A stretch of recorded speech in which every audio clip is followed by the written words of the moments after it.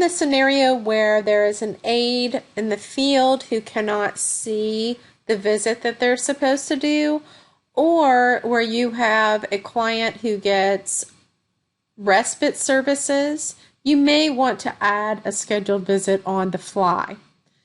Barnstorm will allow you to do that. You'll go to the EVV Visit screen.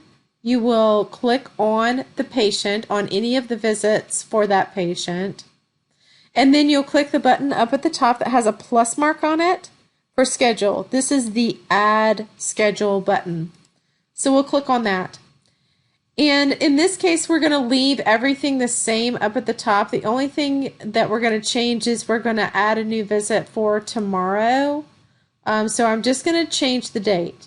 You don't have to change any of this other stuff. That will just all be in there as normal. And then if there's more than one aid plan for that particular patient, for example, if the patient is a respite patient, they may have more than one plan, one for their regular services and one for respite.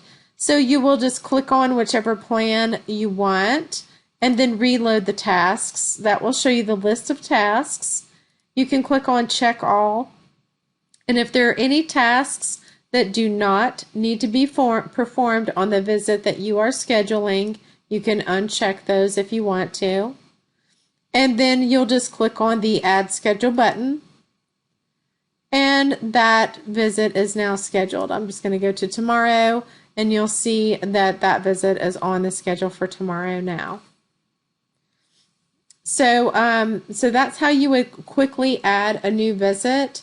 That's easy to use for respite. It can be used in the case where a visit is missed and you want to add another visit, or for any other situation where the aide is not seeing a visit that they need to do right then. You can do it for today as well.